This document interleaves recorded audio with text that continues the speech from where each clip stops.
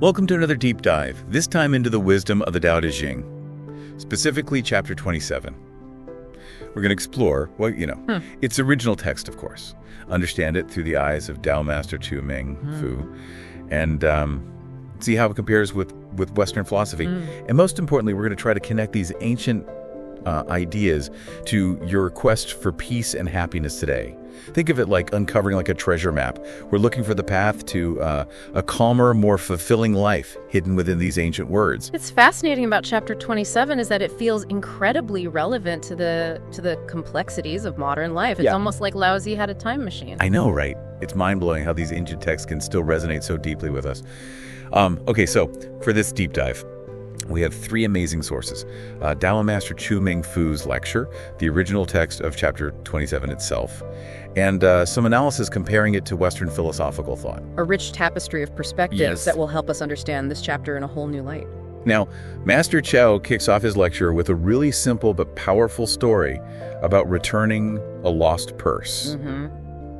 He doesn't frame it as some sort of heroic act, but simply as the natural thing to do. You find a purse, you return it. Right. No big deal. Yeah, that story perfectly illustrates the Taoist concept of wu wei, often translated as effortless action or non-doing. Right. It's not about being passive, but rather acting in alignment with the natural flow of things without forcing or striving. It's like you're dancing with the universe, not wrestling with it. Exactly. And that's a key theme in chapter 27. The opening lines use the metaphor of a skilled traveler who leaves no trace of their journey. No footprints, no broken branches, nothing to indicate they were even there. That's such a striking image. Yeah. It makes me think about how we often value visibility and recognition in our achievements, while the Dao De Jing seems to suggest that true mastery is almost invisible. Precisely. And Laozi goes on to use more metaphors. A skilled speaker whose words are beyond reproach. A skilled calculator who needs no tools. Right. It's all pointing to this idea of effortless mastery, where action flows naturally and effortlessly from a deep understanding of the Tao. It's like the Taoist equivalent of being in the zone. Yeah.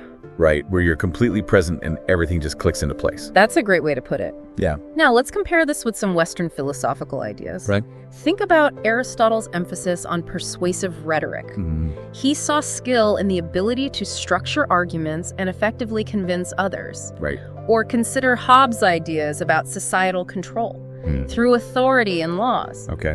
These perspectives emphasize a more deliberate, structured approach. So it's less about going with the flow and more about shaping the flow. Exactly. Imposing order, creating systems, convincing others. Exactly. And those are valuable skills too, no doubt. Right. But chapter 27 invites us to consider a different way of being, one that's less about striving and controlling and more about aligning ourselves with the natural order. It's like the difference between swimming upstream and riding a wave. Perfect analogy. Yeah.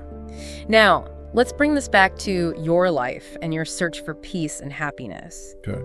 Imagine approaching your challenges with this sense of this effortless action. Right. Instead of resisting or forcing. What if you try to align yourself with the natural flow of events? That's a really interesting thought. It makes me wonder if some of my stress comes from trying to force things to happen instead of trusting the process. It's definitely something to ponder. Yeah. And think about how this idea of effortless action could apply to your relationships, your work, even your creative pursuits. Right. What if you could tap into that flow state more often? It's exciting to even consider it. Yeah. Yeah. Absolutely. Now let's move on to another powerful theme in chapter 27. Okay. Compassionate inclusivity. Master Chu touches on this when he talks about not dwelling on your own good deeds or being overly troubled by the wrongdoings of others. Right. It's about letting go of judgment and seeing the inherent value in everything and everyone. It sounds like a radical shift in perspective, especially in a world that's often obsessed with labeling things as good or bad. Absolutely. Yeah. And this idea is beautifully expressed in chapter 27 when Laozi says, the sage saves both people and things. Right. There's this recognition that everything has its place in the grand scheme of the Tao. It reminds me of the saying, there is no such thing as a weed. It's all about perspective, right? Exactly. Yeah. Now let's contrast this with a Western philosophical idea like utilitarianism, which often judges things solely by their usefulness or their contribution to a desired outcome. So a utilitarian might see a tree, and think about its value as lumber. Right. While the sage sees the tree as inherently valuable, regardless of its potential uses. That's a great illustration. Yeah. The sage sees beyond that limited perspective, recognizing that everything has its own intrinsic worth. And this perspective can have a profound impact on how we experience the world and interact with others. It makes me think about, those who work in fields like social work or community outreach. Yes. They dedicate their lives to helping those who are often marginalized or overlooked by society. Their work embodies this compassionate inclusivity that Laozi is talking about. Yes, they see the inherent value in every person. Right. Regardless of their circumstances, and they work tirelessly to create a more just and compassionate world. Right. And this is where we can start to see how these ancient ideas connect to your own search for peace and happiness. So how does embracing compassionate inclusivity lead to greater peace and happiness? Well, imagine if you could let go of judgment and see the inherent goodness in everyone you encounter. How would that change your interactions? How would it impact your relationships? I think I'd experience a lot less conflict and a lot more connection. I'd probably be a lot less judgmental of myself, too. Exactly. Yeah. Cultivating compassion and inclusivity not only benefits those around you, but also creates a sense of inner peace and harmony within yourself. That makes a lot of sense. Yeah. Now, Master Chow also talks about how true learning comes from observing both right and wrong actions. He suggests that there's something to be learned from everyone in every experience. And that's beautifully reflected in chapter 27. Oh, okay. When Laozi presents this fascinating idea.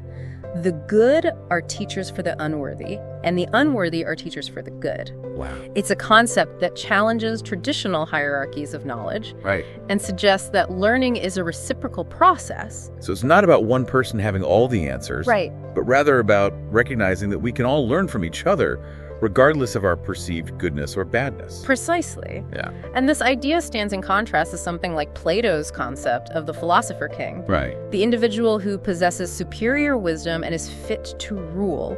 In Taoism, wisdom is not seen as something that's possessed by a select few. Right.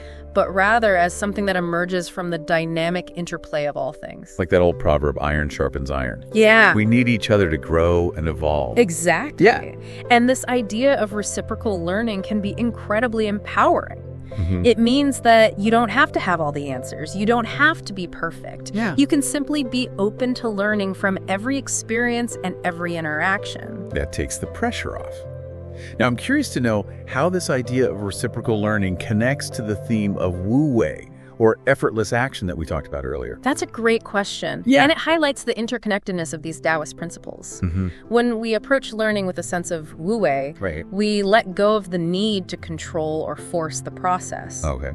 We become open to receiving knowledge from unexpected sources, even from those we might consider unworthy. So instead of trying to impose our own ideas on the world, we allow ourselves to be shaped by it, to learn from every experience and to grow in unexpected ways. Precisely. Yeah. And this kind of open, receptive approach to learning can lead to profound insights and a deeper understanding of ourselves and the world around us.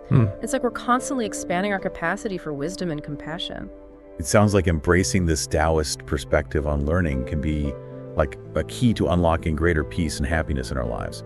Instead of constantly striving for perfection, we can simply focus on being open to learning and growing from every experience. That's a beautiful insight.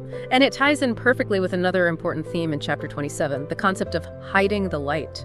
Laozi suggests that the sage's actions are often subtle and unseen, working behind the scenes without seeking recognition or reward. It's like they're the wind that moves the leaves but remains invisible. Precisely. It's about letting go of the ego's need for attention and allowing your actions to speak for themselves.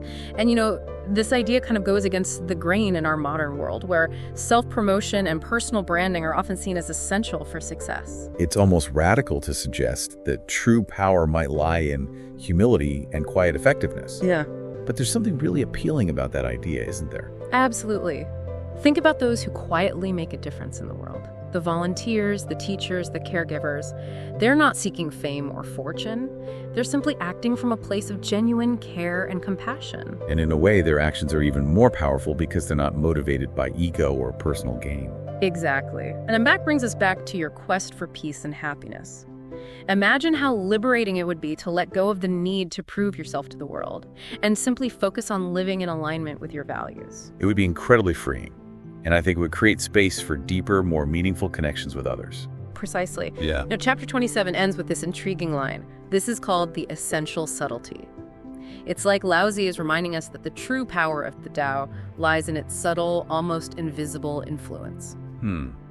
Makes me think of a quote from Buckminster Fuller. When I am working on a problem, I never think about beauty. I think only how to solve the problem. But when I have finished, if the solution is not beautiful, I know it is wrong. It's like true mastery, whether in art, science, or life itself, always has this element of elegance and effortlessness to it.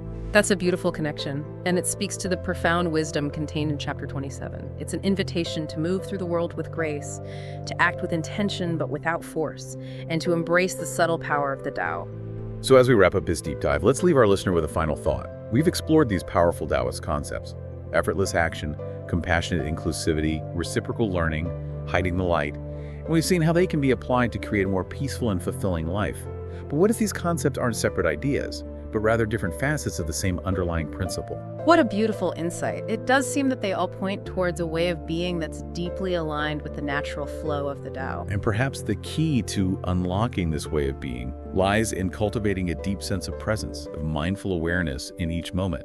When we're fully present, we can tap into that effortless flow, respond to challenges with compassion, and learn from everyone and everything around us. That's a wonderful challenge to leave our listener with, to cultivate presence, to embody the wisdom of chapter 27, and to discover for themselves the transformative power of the Tao. Thank you for joining us on this deep dive into the heart of Taoist wisdom. We hope you found it insightful and inspiring. And may your journey be filled with peace, harmony, and the effortless mastery that comes from aligning with the Tao.